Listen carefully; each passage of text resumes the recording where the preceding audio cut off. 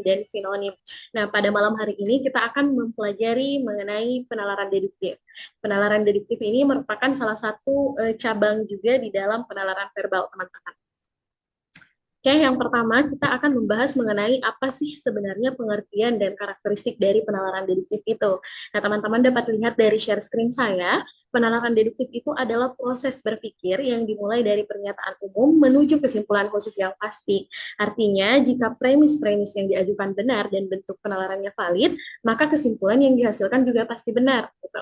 Jadi, teman-teman dapat melihat bahwa penalaran deduktif itu adalah proses berpikir kita. Gimana kita itu berpikir dimulai dari ketika kita melihat adanya pernyataan umum, kemudian kita melihat ada juga pernyataan khususnya, kemudian bagaimana kita berpikir logis untuk menarik kesimpulan khusus dari pernyataan-pernyataan tersebut, gitu teman-teman maksudnya.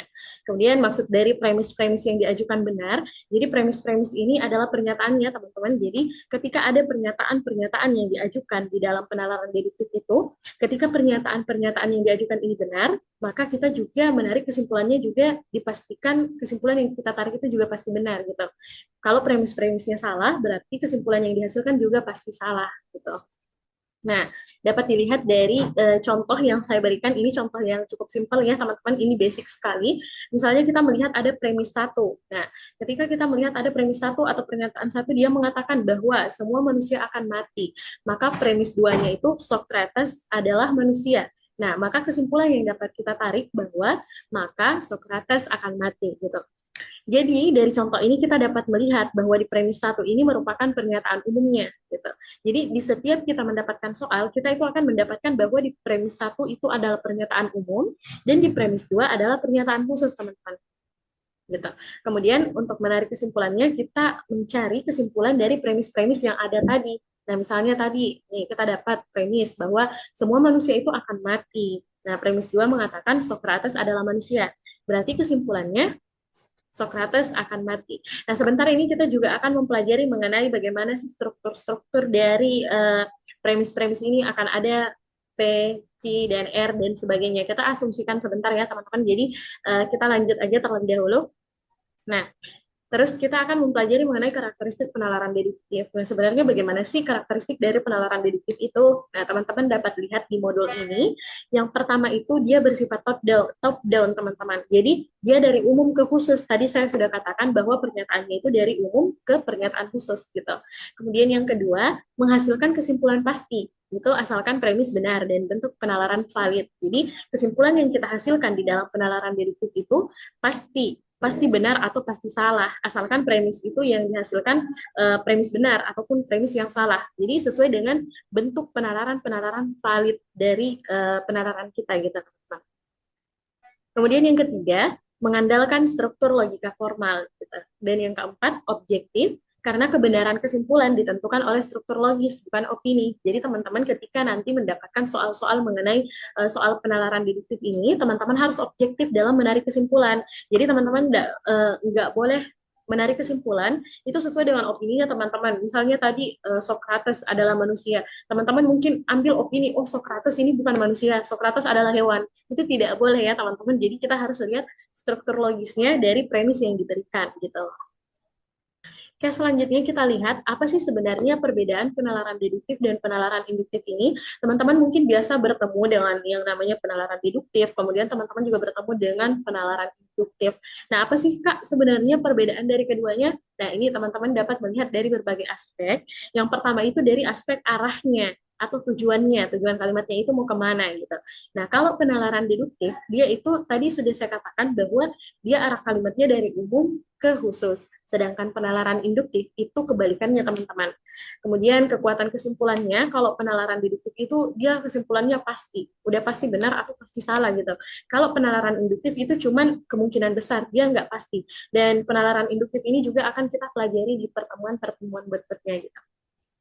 Nah, kemudian dasarnya kalau penalaran deduktif itu dia menggunakan logika formal, sedangkan dalam penalaran induktif itu berdasarkan observasi dan pengalaman. Nah, contohnya nih, kalau penalaran deduktif, jika A maka B. A benar, maka B benar. Jadi teman-teman ketika nanti mendapatkan kalimat yang mengatakan jika A maka B, nah ketika teman-teman melihat A benar, maka B juga benar gitu. Itu maksudnya dari penalaran deduktif. Kemudian penalaran induktif itu nggak selamanya jika A benar, maka B itu benar. Gitu.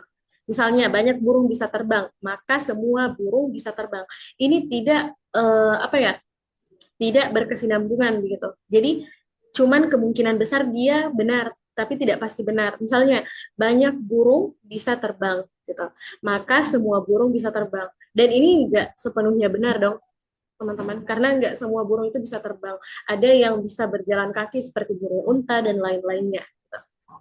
Oke, sampai sini ada pertanyaan?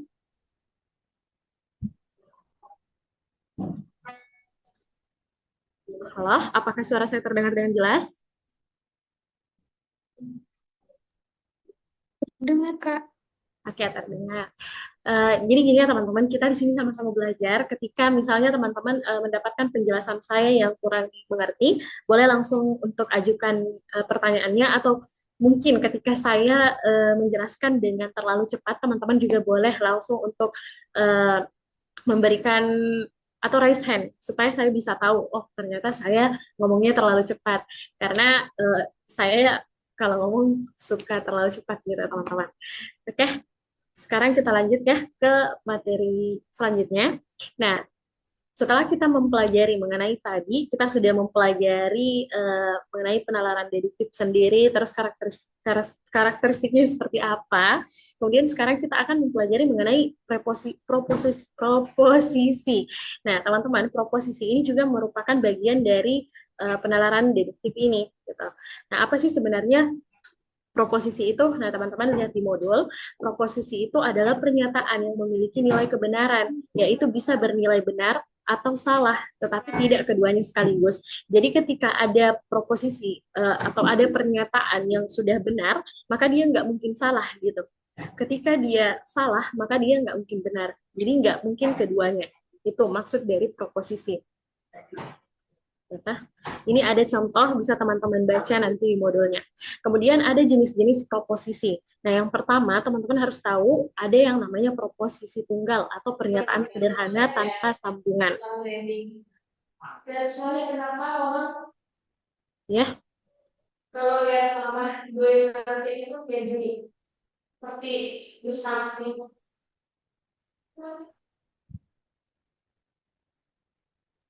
oke. Nah, yang pertama itu ada proposisi tunggal, yaitu pernyataan sederhana tanpa sambungan.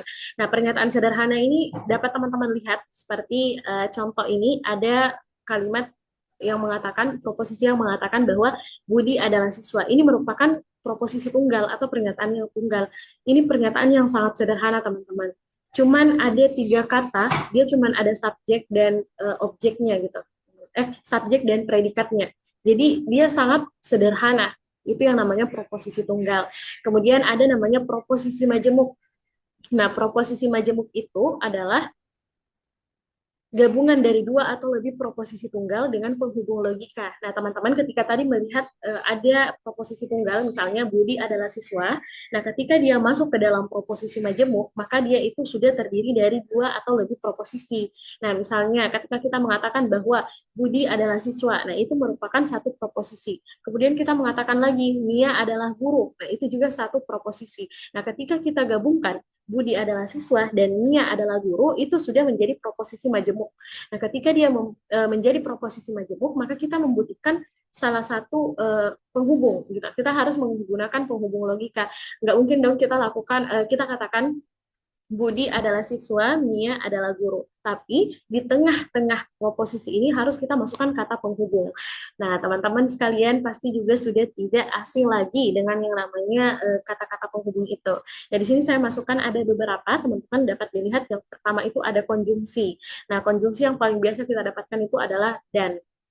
Nah, misalnya nih ada contoh proposisi, hari ini hujan. Kemudian ini kan hari ini hujan, ini adalah proposisi satu. Gitu. Kemudian ada lagi proposisi yang menyatakan bahwa saya membawa payung. Nah, ini adalah proposisi kedua.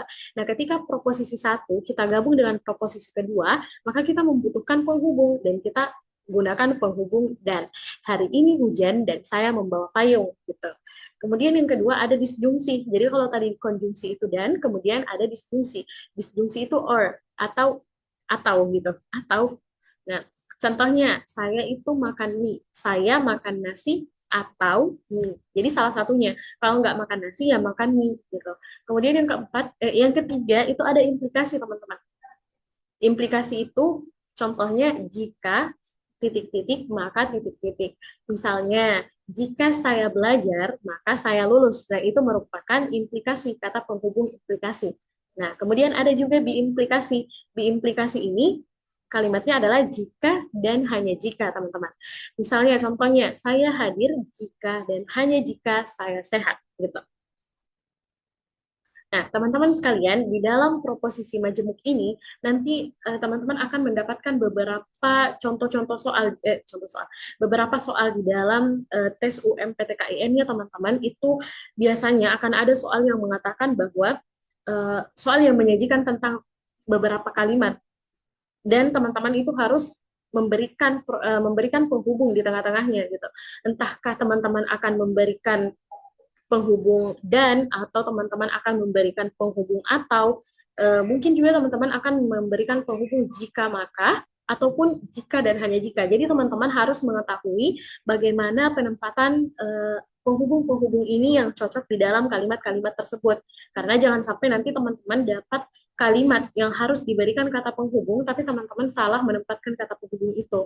Nah, ketika teman-teman salah menempatkan kata penghubung, tentu saja jawaban teman-teman pasti akan salah gitu. Jadi teman-teman juga harus rajin untuk mempelajari kata-kata penghubung ini gitu. Nah, selanjutnya setelah kita mempelajari mengenai proposisi, selanjutnya kita akan mempelajari mengenai tabel kebenaran.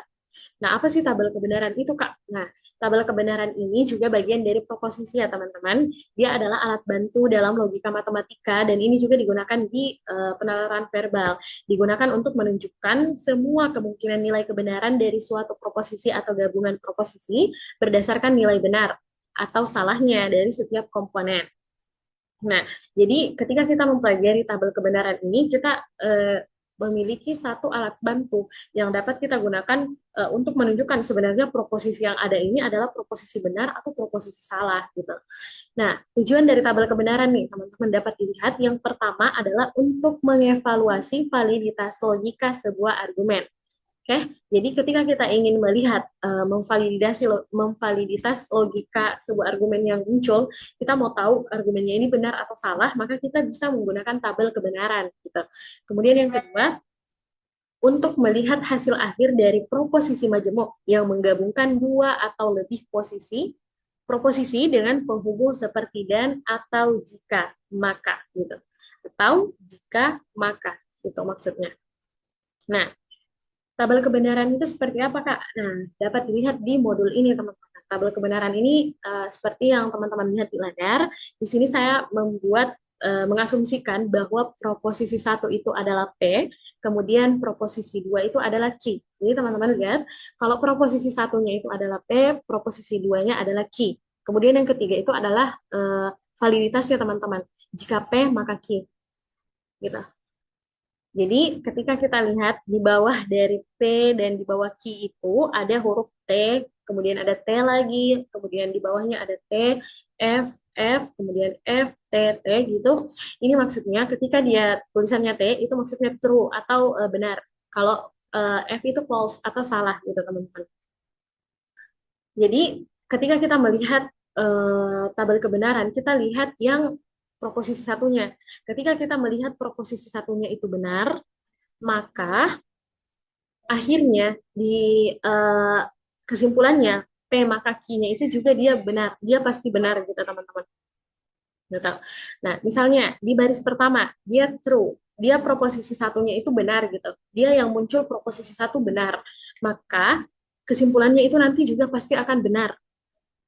Gitu. Kemudian ketika di baris kedua proposisi keduanya juga benar, maka proposisi keduanya itu benar ya, proposisi satunya benar tapi proposisi duanya salah, maka hasilnya itu salah. Kemudian di baris ketiga, ketika proposisi satunya salah dan di baris keempat juga proposisi satunya itu salah, kemudian di baris kedua di baris ketiga proposisi duanya itu benar dan di baris keempat proposisi duanya itu salah, maka Di sini dia benar, teman-teman. Kenapa di kesimpulannya dia benar? Karena ketika kita mengetahui bahwa di proposisi satu itu salah, kemudian di proposisi dua itu tidak tidak terimplikasi dengan benar, maka di akhir di kesimpulan itu kita juga tidak dapat mengatakan bahwa ini salah atau benar. Jadi kita otomatis langsung benarkan gitu di kesimpulannya. Nah, artinya teman-teman, ini juga memang agak ribet ketika kita mempelajari tabel kebenaran ini, karena ada banyak sekali logika-logika yang harus kita gunakan gitu. Nah, misalnya apa ya? Nanti kita ya ke contoh soalnya di bawah. Nah, artinya teman-teman ketika kita melihat tabel kebenaran ini, implikasi hanya salah jika premis pertama P itu benar dan premis kedua Q itu salah. Gitu. Ketika teman-teman dapat di premis pertama, kita kan asumsikan premis pertamanya itu P. Kemudian premis keduanya itu Q. Gitu tah? Nah, ketika T itu atau premis pertama itu benar, T, true, kemudian premis kedua itu benar, maka hasilnya juga benar. Ini maksudnya. Jadi jika premis pertama itu benar dan premis kedua itu salah. Itu apa ya teman-teman, di sini agak susah memang menjelaskan. Ketika premis satunya itu benar, kemudian premis duanya itu salah, maka kesimpulannya salah, gitu. Tapi ketika premis satunya benar, kemudian premis duanya benar, maka kesimpulannya benar. Ketika premis satunya salah, kemudian premis duanya benar, maka kesimpulannya benar. Ketika premis satunya salah, premis duanya salah, maka kesimpulannya benar. Jadi, kesimpulan itu hanya bisa salah ketika premis pertama itu benar, kemudian premis kedua itu salah. Jadi itu saja yang harus teman-teman ingat. Ketika teman-teman dapat kalau premis pertamanya itu benar, kemudian premis keduanya itu salah, maka implikasinya itu kesimpulan itu salah gitu. Itu maksudnya. Oke, kita lanjut dulu ya. Sebentar baru kita ulas lebih dalam. Oke, nah kemudian yang ketiga kita akan mempelajari mengenai silogisme. Nah, apa sih sebenarnya silogisme itu? Teman-teman, silogisme itu adalah argumen yang terdiri dari dua premis dan satu kesimpulan. Nah, ini yang biasa teman-teman tanyakan pada pertemuan pertama dulu. Teman-teman bertanya, Kak, kalau penalaran verbal itu kayak silogisme atau bukan? Nah, gitu. Jadi, di penalaran verbal itu kita juga mempelajari mengenai silogisme, teman-teman. Seperti di materi sekarang ini kita mempelajari mengenai silogisme. Jadi ketika teman-teman melihat ada argumen, ada dua premis itu nanti ketika teman-teman melakukan ujian atau tes, kemudian teman-teman melihat ada dua premis, kemudian teman-teman disuruh untuk menarik satu kesimpulan, oh teman-teman sudah dapat mengetahui, oh ini adalah soal silogisme, gitu. Oke, nah silogisme ini juga ada beberapa jenisnya teman-teman. Yang pertama itu adalah modus ponens atau menegaskan anteseden. Nah, apa sih sebenarnya anteseden itu? Nah, anteseden itu penyebab teman-teman. Jadi ketika kita ke modus ponens, silogisme dengan bentuk modus ponens itu artinya dia menegaskan penyebabnya, penyebab dari argumen tersebut gitu. Misalnya strukturnya, nah kita lihat strukturnya. Jika P itu maka Q. Nah, kemudian yang kedua P benar. Yang ketiga maka Q benar. Artinya ketika ada P maka Q, kita ketahui bahwa P-nya benar. Ketika P-nya benar maka Q-nya juga benar. Gitu. Contohnya nih, ada contoh yang paling basic yang saya berikan. Yang pertama, jika nanti teman-teman dapat, misalnya dapat contoh premis yang pertama ya, jika hari hujan, maka jalanan basah. Kemudian premis kedua mengatakan hari hujan. Kemudian apa sih sebenarnya kesimpulan dari dua premis ini? Nah, teman-teman sudah bisa melihat P. Jadi kalau kita belajar mengenai silogisme atau penalaran-penalaran begini, teman-teman kita kebanyakan mengasumsikan dengan huruf P, huruf Q, dan huruf R. Gitu. Yang pertama kita asumsikan huruf P dan Q. Nah, ketika kita melihat ini, kata yang pertama, jika hari hujan, kita asumsikan sebagai P. Jika hari hujan itu P, maka jalanan basah kita asumsikan sebagai Q. Gitu. Nah, sesuai dengan strukturnya, jika P, maka Q. Jika hari hujan, maka jalanan basah. Kemudian yang kedua, hari hujan. Otomatis P benar dong ya. Nah, ketika P benar, maka Q-nya juga benar. Jadi ketika hari hujan, berarti jalanan basah dong ya. Berarti yang Q-nya juga benar, teman-teman. Jadi kesimpulannya adalah jalanan basah. Itu maksudnya dari struktur modus ponens ini. Jadi itu maksudnya ketika jika P maka Q, kemudian kita melihat P-nya benar, maka Q-nya benar. Nah, soal-soal seperti ini juga teman-teman bisa jawab secara mudah dengan logika-logika praktisnya, teman-teman. Jadi, hmm, teman-teman tidak perlu tadi mengasumsikan seperti itu, apalagi ketika kita mengerjakan soal-soal ujian ya, soal-soal UMPTKIN atau soal-soal UTBK, itu kan terbatas oleh waktu ya. Nah, teman-teman itu bisa langsung, kalau memang teman-teman bisa untuk menalar itu secara langsung, menalar secara praktis, maka teman-teman langsung saja nalar gitu. Jadi nggak usah tadi untuk dikasih asumsi P, kemudian Q, jika P benar maka Q benar. Jadi kan secara logika teman-teman bisa lihat, jika hari hujan maka jalanan basah. Nah, ketika hari hujan maka otomatis jalanan basah dong ya. Gitu. Jadi ini kembali lagi ke bagaimana kemampuan teman-teman untuk menalar. Gitu. Ini hanya satu tools untuk teman-teman menalar nantinya ketika teman-teman tidak bisa menalar secara praktis gitu. Oke. Baik teman-teman, sebelum kita lanjut ke pembahasan soal selanjutnya, kami ingin menginformasikan kepada kalian untuk bisa menghubungi WA admin kami yaitu 0896 1882 0804, atau kalian bisa untuk memfollow Instagram kami yaitu Bimtes Asaif, yang mana kalian bisa untuk bergabung ke dalam grup-grup nasional yang telah kami sediakan, yaitu grup bimbingan UMPTKIN 2026, tryout UMPTKIN 2026, bimbingan SEPAN PTKIN 2026, pejuang PTKIN 2026, peserta tryout BIMTES Asaif. Tujuan daripada grup tersebut untuk menginformasikan kepada kalian info-info terbaru dan penting seputar jalur masuk perguruan tinggi. Selain itu, tujuan grup tersebut untuk sharing dan diskusi kepada teman-teman yang memiliki pertanyaan mengenai perguruan tinggi yang ada di Indonesia. Nah, jika kalian langsung chat WA admin kami akan memberikan soal serta pembahasan daripada video berikut ini.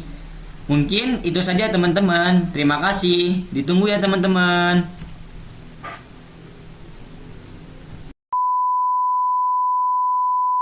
Praktis gitu. Oke, kita lanjut. Yang kedua adalah modus tollens. Nah, modus tollens itu menyangkal konsekuensi. Nah, tadi kalau yang pertama itu menegaskan anteseden atau penyebabnya. Kalau yang kedua itu menyangkal konsekuensinya. Jadi dia menyangkal akibatnya gitu. Kalau modus tollens. Nah, strukturnya dapat teman-teman lihat. Yang pertama, jika P, maka Q.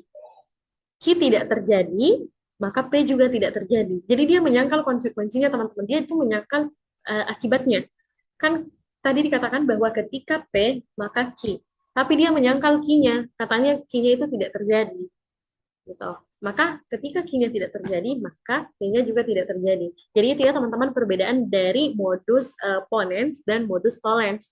Kalau dia modus ponens, maka dia menegaskan penyebabnya. Kalau dia modus tollens, maka dia menyangkal akibatnya. Gitu.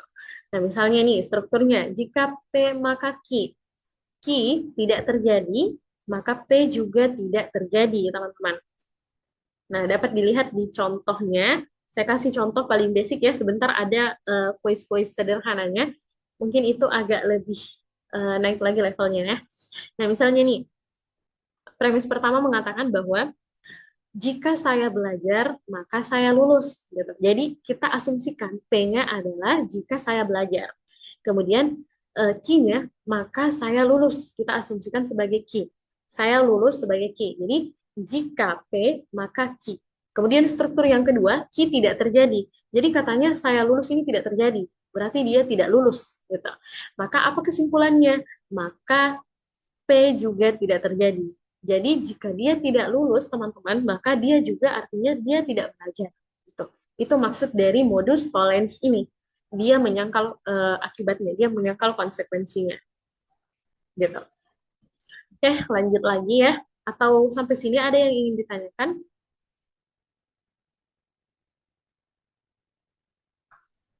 Kak, arti dari R itu apa? N yang mana? R. Yang pengertian huruf R itu apa maksudnya? Oh, itu nanti kita R itu juga sebagai premis juga nanti pernyataan. Jadi nanti kita mungkin saja nanti kita akan mendapatkan 3 premis, teman-teman. Gitu. Oh iya, Ya, gitu. Jadi kita asumsikan supaya lebih mudah untuk dipahami. Kita asumsikan sebagai P, Q, dan R. terima kasih. Iya. Ada yang ingin ditanyakan lagi?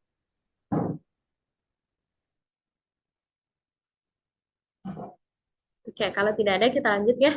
Nah, setelah tadi kita mempelajari, Halo ya, Kak, iya, ini saya mau tanya ini nanti di ujiannya pakai istilah-istilah kayak hipotetik atau toleransi itu perlu diingat nggak? eh, menurut saya tidak perlu sih teman-teman. Yang penting teman-teman itu sudah mengerti mengenai ini struktur-strukturnya, teman-teman sudah paham mengenai logika penalarannya, gitu. Jadi nggak perlu dihafal ini apakah silogisme hipotetik, apakah dia modus tollens, apakah dia modus ponens, itu tidak perlu teman-teman. Yang penting teman-teman itu tahu strukturnya. Gitu. Karena nanti dalam soal-soal UMPTKI ini itu tidak akan ditanyakan apakah ini silogisme hipotetik atau bukan. Jadi teman-teman itu nanti hanya akan disuruh untuk menarik kesimpulan. Oke Kak, makasih. Iya, sama-sama. Ada lagi?